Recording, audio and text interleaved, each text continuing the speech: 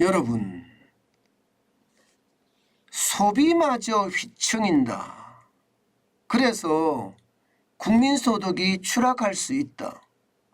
이 말이 여러분 사실일까요? 여러분 이걸 한번 보시죠. 사실일 가능성이 굉장히 높습니다. 예, 지금 현재까지 보면 2022년 올해입니다. 올해 1인당 국민소득 증가율을 전망을 했는데 한국경제연구원에서 말입니다. 마이너스 8.1%가 될 거라는 그야말로 비관적인 전망이 나왔습니다. 마이너스 8.1%예요. 그러면 여러분 우리가 소득이 거의 말입니다. 100만 원 벌던 게 이제는 뭐 91만 9천 원을 번다는 이야기가 되는 거예요. 91만 9천 원을 벌으면 여러분 소비할 수 있겠습니까? 안 그래도 금리를 하도 올려서 지금 이자 폭탄이란 말이 여기저기서 나오는데 예, 지금 소득마저도 줄어들면요.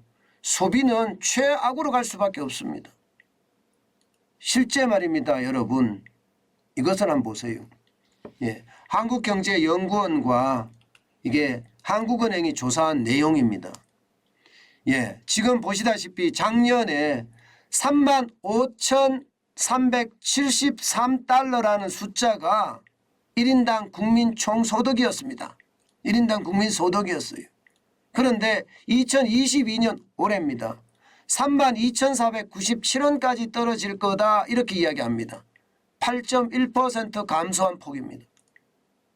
이게 여러분 국민소득이 연간 국민소득이 감소하는 경우는 거의 없습니다. 거의 없어요. 보시는 것처럼 말입니다. 2020년부터 12,179달러에서요. 2021년까지 21년 동안 계속 성장입니다. 그런데 올해 떨어지는 거예요. 올해. 저는 이것을 보면서요. 도대체 문재인 정부가 경제정책을 어떻게 했느냐. 지난 5년간 경제를 얼마나 망쳐놨느냐를 보여주는 단적인 지표라고 생각을 합니다. 물론 원달러 환율이 지금 워낙 올라갔기 때문에 그 영향도 분명히 있습니다. 그 영향도 분명히 있지만 중요한 것은요. 1인당 국민소득이 떨어진다는 사실이에요. 이것 때문에 이게 경제의 악순환이 시작이 된다 이렇게 이야기할 수 있다는 사실입니다. 여러분 소득이 줄어들면요. 당연히 말입니다. 소비는 줄어들 수밖에 없습니다. 그러니까 2022년 1월부터 시작해서 9월까지 8월만 빼고요. 8월이 4.3% 소비가 소매판매 지수가 엄청나게 늘어난 건 빼고는 대부분이 0%대 마이너스입니다. 지난 2월에가 0%였고요. 나머지는 전부 다 마이너스입니다. 2022년 1월에는 마이너스 2.0%나 되고요. 올 9월에도 마이너스 1.8% 이게 굉장히 높은 숫자입니다. 절대로 낮은 숫자가 아닙니다. 결국 말입니다.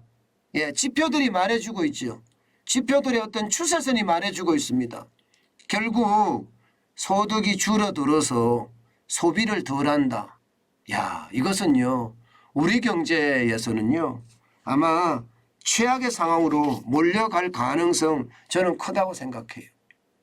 일반적으로 여러분 지금 수출이 무너졌기 때문에 수출이 계속 무역적자를 계속 지금 하고 있잖아요.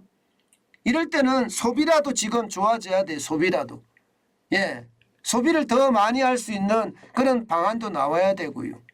지금 윤석열 정부에서 소비를 진작시킬 수 있는 정책을 저는 펴는 것 같지 않거든요. 잘 안 들리잖아요. 그죠?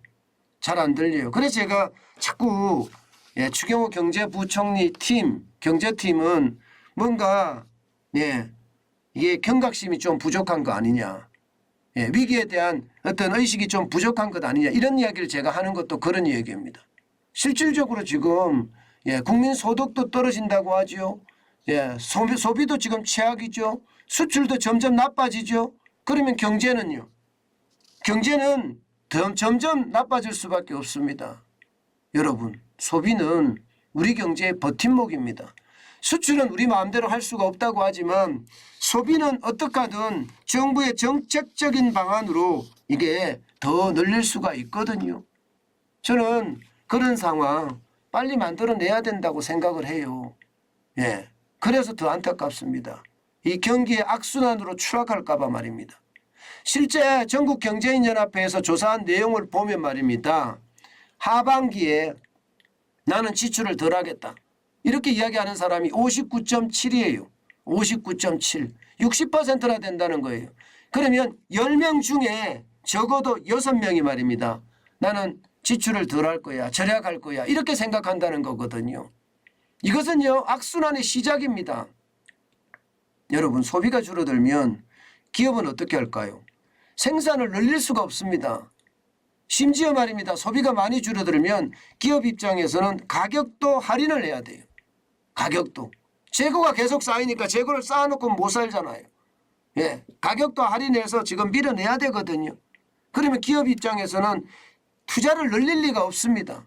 당연히 일자리는 더 증가하지 않는 거고요. 일자리가 증가하지 않는다. 이거는 경제에서 가장 나쁜 일이라고 제가 말씀을 드렸지 않습니까? 그런데 일자리가 감소한다. 이것은요, 결국 경제의 악순환이 시작이 된다는 이야기예요. 경제의 악순환이. 그래서 저는 참 심각한 양상이 지금 벌어지고 있다. 이런 생각 진짜 많이 합니다. 그만큼 말입니다. 우리 경제에 소비만큼 중요한 게 없는데 소비가 버텨줘야 되는데 지금 버티지 못하는 그런 상황으로 가는 것은 아닐까.